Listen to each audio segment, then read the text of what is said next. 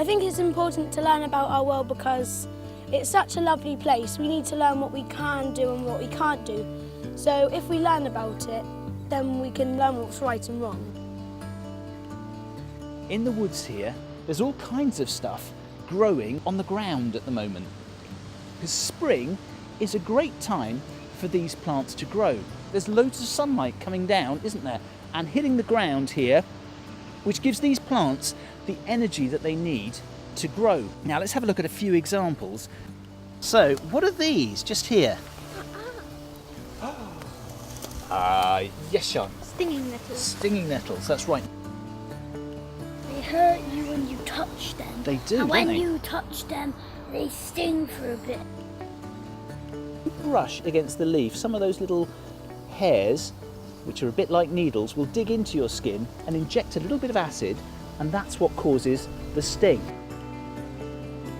You can actually eat nettle leaves. They taste like greens.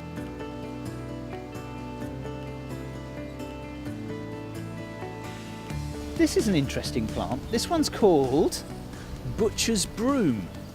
Okay, and this is a funny spiky plant, and the reason it gets its name is because butchers actually used to use it to sweep their board clean, because all these spiky bits pick up those little pieces of meat that have been stuck to the board.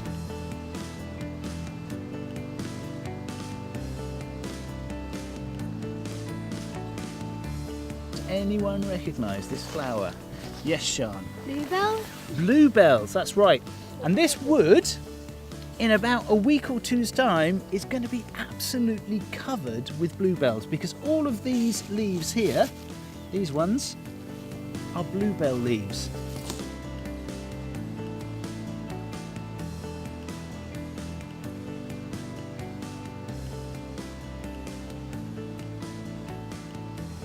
Anyone recognise this? It's just starting to grow. Yes, Charlie? A fern. A fern, that's right.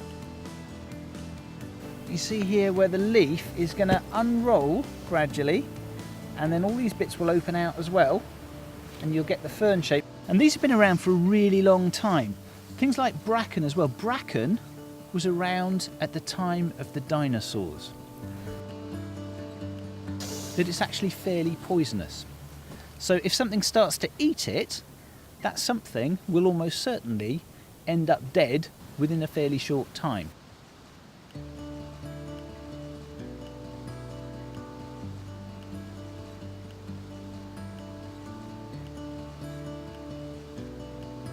I bet you all know what kind of a tree this is that we've got here. Anyone got any ideas? Yes, Finn. A holly tree? A holly tree, that's right. Now, holly trees, are they deciduous or are they evergreen? Elspeth. They're evergreen.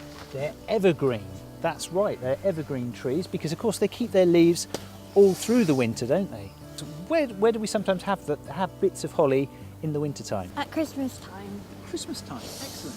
Now, who knows what colour the flowers of a holly tree are? White.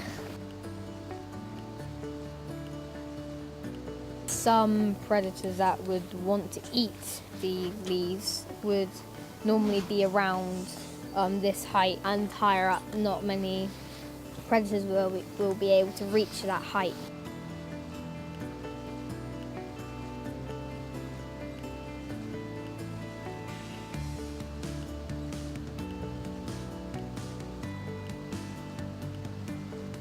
What does that smell of? Do you recognise it?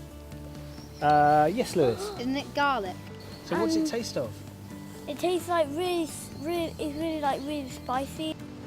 So this plant is wild garlic. The other name for it is ramsons. And in this wood, there's actually lots of it growing.